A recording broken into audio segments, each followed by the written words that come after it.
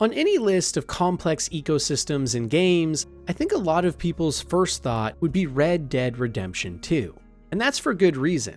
After all, one of the defining features of this ensemble is just how realistic and immersive the world of this Wild West really is. With over 200 species of wildlife, including birds, fish, and four-legged creatures, each and every one has a believable animation cycle and interactions. Deer and venison traverse the plains in large herds for strength in numbers, salmon leap into the air as they travel upstream rivers, wolves attack in packs and surround their prey, geese fly in fixed formations just like they do in real life, possums play dead, rodents scamper away into small crevices in buildings or trees, and famously, grizzly bears bluff charge when threatened, while vultures circle for food after a big shootout. Every single minute detail of every animal, of every human being in this game is taken into account. Simply trotting through the forest on your horse could see you decking yourself on a tree branch if you aren't paying attention. Or if you go slow, you might spot different animals hunting or fighting with one another in the distance. On top of this too, things like hunting or skinning animals have long, in-depth animations which really make you feel like you're there. Like this is a genuine place and world with its own ecosystem.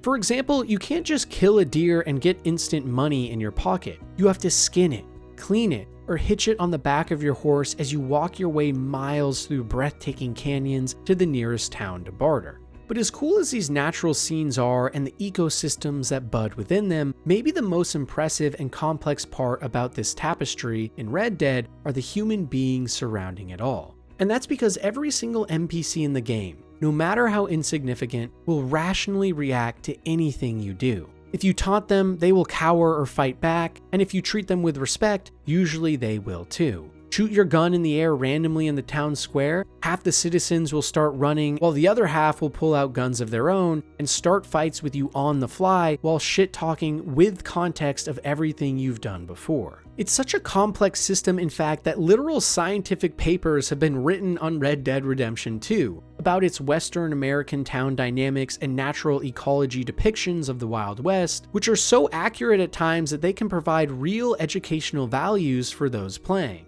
And for me, it goes to show once again that creating worlds like this where things feel tactile rather than virtual can make such a huge difference. The world of Red Dead Redemption 2 isn't interesting because it's the Wild West. It's interesting because it's a simulation with a complex ecosystem at its heel. And when you combine that with countless areas with a huge variety, including murky swamplands or woodlands where the rays of the sun barely peek in, all the way to sprawling vistas of Arizona deserts or green heartlands, it's hard not to fall in love. Each of these biomes on their own has unique plants and animals to find, each with their own migration patterns or personalities to discover, and the more you play the game, the more small little details start to poke out at you. Like the fact that you can shoot any animal, humans included, and watch as they scream in pain and beg for mercy. It's visceral and violent, but on the same token, raw and real. A genuine, honest ecosystem that holds no punches. The kind that reveals to us the brutality of everyday life at the dawn of America, where we can experience it all with our gang, who over the course of the narrative changes and molds around us and our decisions. Or in other words, Red Dead Redemption 2 is a game fully focused on the idea of making a world and ecosystem come to life.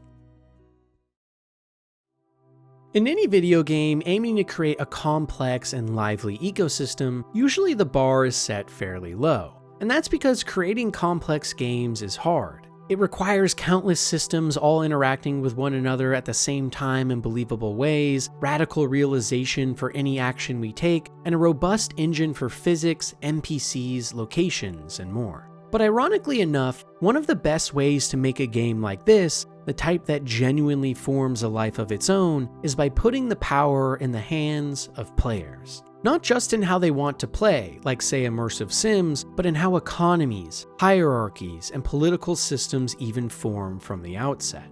And in terms of games like this, none do it better than EVE Online. Based on a far future alternative universe where the Earth has been bled dry of resources and a nearby wormhole to New Eden has been found, this massively multiplayer online game is known not for its fascinating in-game lore or gameplay, but rather the lore of real in-life wars and political battles between players. You see, in EVE Online, almost every major system in the game is handled entirely by the player base themselves. The in-game economy and political factions or tribes are completely player-run, and almost every single resource in-game must be mined by real players, traded by real players, or used by actual human beings to craft new ships. It's the closest thing we've seen to a real-life economy in a video game since their inception. And every day, thousands of people log into this MMO to work jobs for their factions, including mining, piracy, manufacturing, trading, exploration, or combat.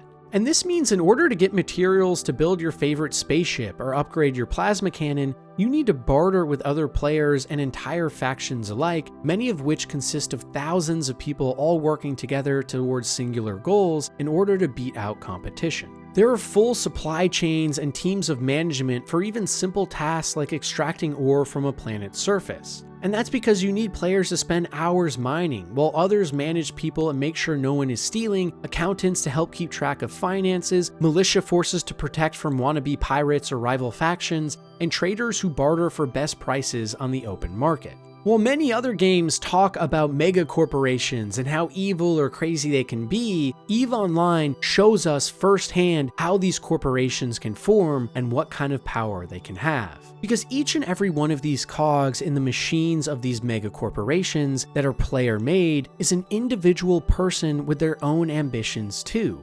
And unlike most NPCs in games that simply act as window dressing for an economy that doesn't exist, EVE is nothing but real people with real goals and ambitions, all clashing with one another.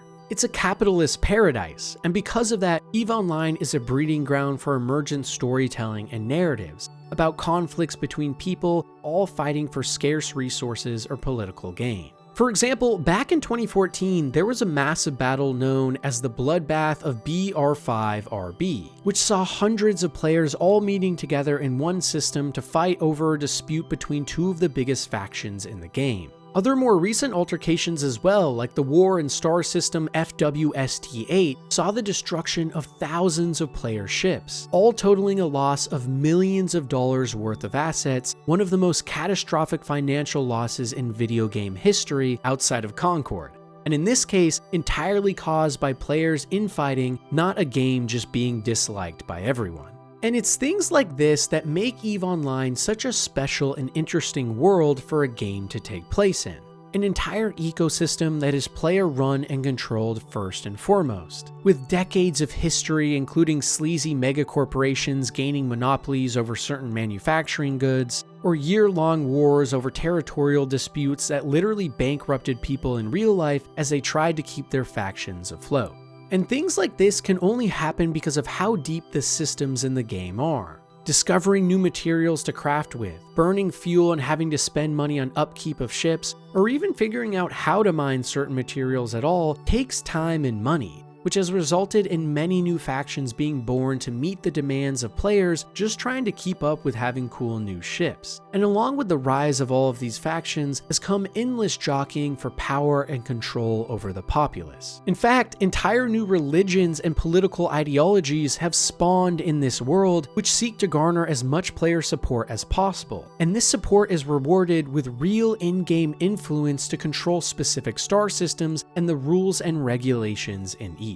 And honestly, it all comes together to craft a universe that feels genuine and brutal, not because of some good art design and trickery, but because it actually is. More than any other game out there too, EVE actually does give players the opportunity to affect the world by forming companies or factions that control massive swaths of space, and with this control, they can enact their own rules and regulations and enforce them to their heart's desire. Becoming a demigod in your favorite RPG is fun, but it's not real power.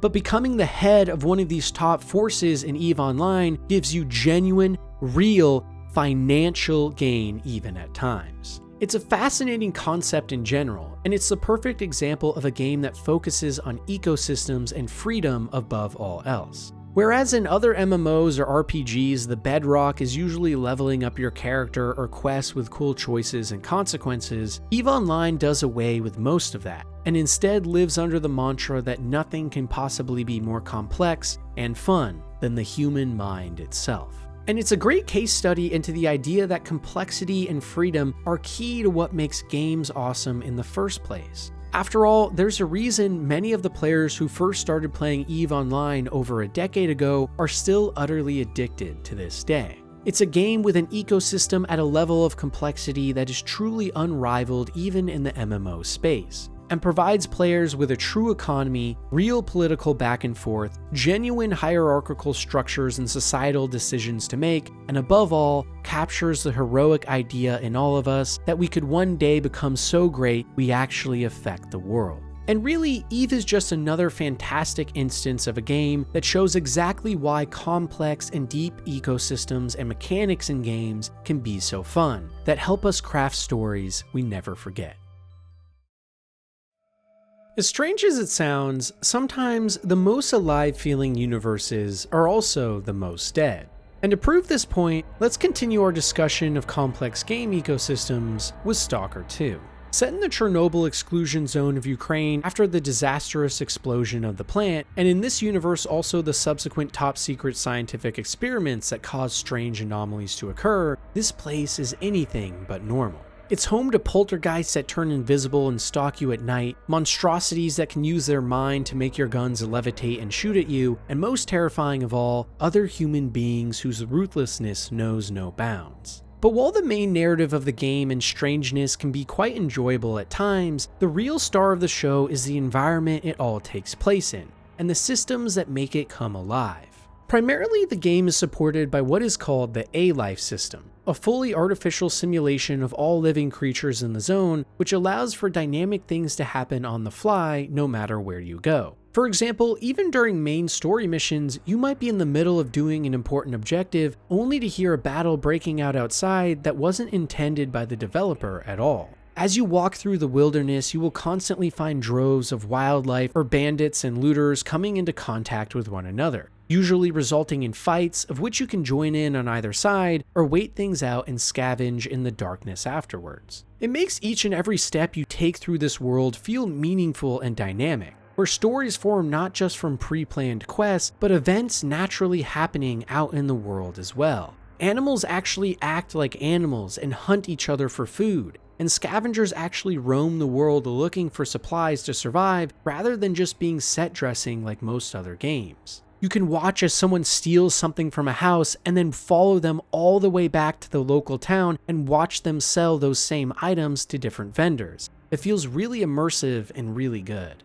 Have a particularly strong enemy that is bothering you? Coax them back to a nearby settlement and watch as everyone bands together to defend themselves and kill your adversary, or lure them into an anomaly in the zone that instantly kills them outright instead. It's a world built from the ground up not only to react to how the player plays, but to craft narratives from nothing but the game systems interacting with one another, all forming into one cohesive ecosystem of sorts that feels believable and real. And that's not even to mention how breathtaking and haunting the circumstances can be at times. Everywhere you look are signs of death and decay, from buildings torn apart by emission storms where the skies turn crimson red and lightning kills all living things outside, to trees whose branches have been stripped of all color. There's a distinct level of depression and sadness in all living things here. But behind this facade too are the beings that once called this place home, along with the many outsiders who have come to loot and gain power. Across the expansive wilderness too, you can find animals that cling to life in irradiated bodies, while pus and blood leak from every orifice, and they charge and scream at you like scared children.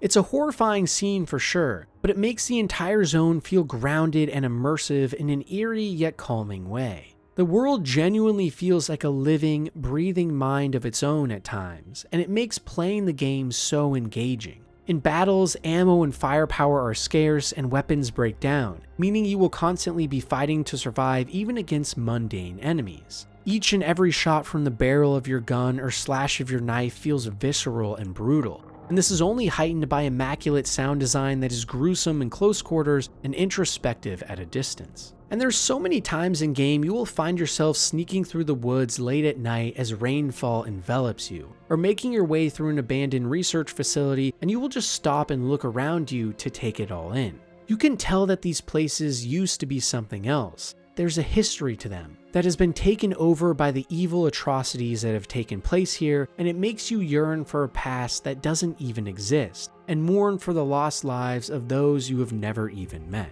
It's a somber feeling for sure, but one that feels right for the setting, and only works so well because the ecosystem of the zone has a beating heart inside it.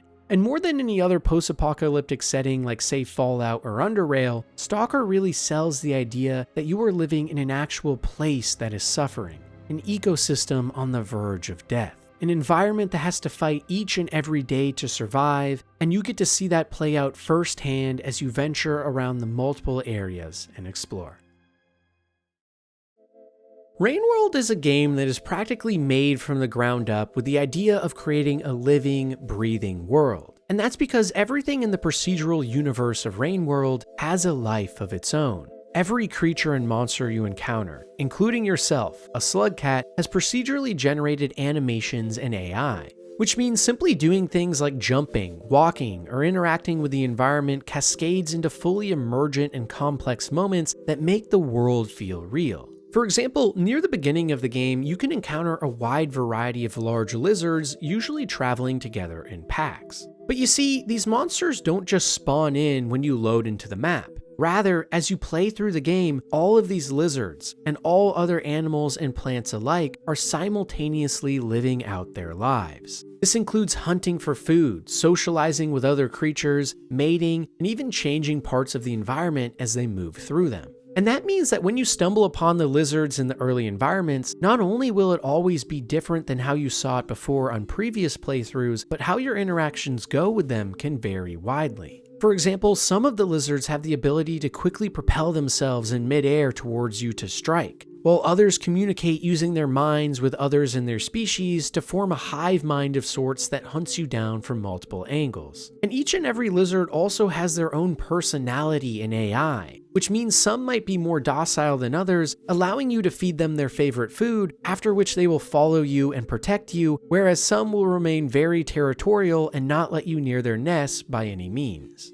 But things only get more and more complex and interesting from here. Further into the game, for instance, you can encounter massive vulture monstrosities that wiggle around in the air and collide into the ground to try and stop you. And if you manage to find a vulture mask, you can then go back to the lizards in the previous zone and they will all be scared of you, thinking you're one of the beasts that hunts down their young. These aren't pre-planned moments or set pieces that the game forces you to have. Rather, simply by analyzing your environment and the personalities of each creature within them, you can deduce interesting things like this on the fly. Enemies in this world truly exist. They aren't just hollow shells of pre-programmed nothingness. They have routines and goals, and will realistically react to things you do that either help or restrain them. And this complexity also carries over to the environments themselves. For example, during high rainfall, animals will bury themselves underground to hibernate, and anything above surface will slowly drown as you swim by. Or what about the leeches in the lower portions of the mid-game zones, which will grab anything on the water's surface and slowly pull them down as they eat them alive while they suffocate with water in their lungs. Other animals like the squidcadas use this to their advantage by slightly dipping themselves into the water and letting a leech attach to them, after which they quickly fly into the air and take the leech somewhere close by to eat them with none of their other friends around. In the Shaded Citadel, you can uncover a wide variety of brutish and wild amalgamations of flesh or darkness that have learned to live in areas of the world that get no sunlight. This means in these zones, you can bring large light sources with you to scare the monsters away. But if they get hungry enough in their desperation, they will attack you and try to knock the light source out of your hands. Other animals here too have evolved to emit light from their bodies to survive in these harsh conditions. And really, in every single environment and biosphere in Rainworld, this is how things go down. Ecosystems that are believable and natural, places that genuinely carry on even when we're not there. Prey and predator ecosystems alike that all commingle and exist to create a harmony and balance of sorts, which you can then decimate in favor of either side. To me, this is what complex and fun ecosystems in games are all about. And Rainworld is a shining beacon of why systems like these can make games so much better. A focus on innovative artificial intelligence in your NPCs, or systems like animations that are generated on the fly that, despite looking wonky at times, make the world have a character all to its own. And to give you another example of how this makes Rainworld so special, let's look at the scavengers. These intelligent tribal reptilians move in packs and can be found later in the game. But when you first stumble upon them, they will be very apprehensive of you. They try to communicate with the player's slugcat by using body language or symbols, and if you move slowly and delicately towards them, they will treat you with the same respect. However, if you charge forward without a second thought, like most players will in games like this, they will raise their spears and lunge. And that means you're rewarded as a player for taking your time to understand the animals in this environment and how they truly think and interact with the world around them. On top of this too, you can grow your relationship with each member of the tribe by bringing gifts or peace offerings to shamans or traders, and they will eventually try to show you what they personally like best by pointing at things that they find most fascinating. How you treated these tribes before also has an effect later on in the game, where if you killed some of the scavengers' friends or family, they might try to get revenge later with a hit squad. And if you treated them well, they will welcome you with open arms and even defend you in certain cases. Or in other words, Rainworld is a game that was built from the ground up with a focus on the ecosystem, the biospheres, first and foremost. Even the different environments you get to go to all tell a story of their own and give birth to things that completely make sense within the context of their world and genealogy. For example, I didn't even touch on the garbage wastes, which are home to flora and fauna that has evolved to survive on nothing but trash from a long-forgotten civilization called the Ancients, whose technology permeates the world as you move through it, and later on you even get to discover some of their biggest secrets. But at the core of it all is the world, one that is believable, genuine, and radically reacts to anything the player does, while being a breeding ground for emergent gameplay and narrative. And while I personally do think Rainworld as a game has a lot of potential issues or things to be improved, I personally find it a little boring to play at times, I do think it's a great look into why almost every other game out there could benefit from the same sort of design and how complexly crafted these ecosystems are. Imagine your favorite open world with this level of depth, like Skyrim, where the magic systems actually affect the world economies and politics. Or an Elden Ring, where by killing a big boss you not only get a cool reward, but watch as the entire ecology and ecosystem of the region begins to collapse or change into flourishing or dying altogether. I personally think this kind of design is the future of games, in conjunction with advanced artificial intelligence. After all, we're nearing the barrier of graphics technology, and it's time we turn to other things to make games even more interesting. And to prove this point even further, let's take a look at some more amazing and complex ecosystems that will show you why they're so important.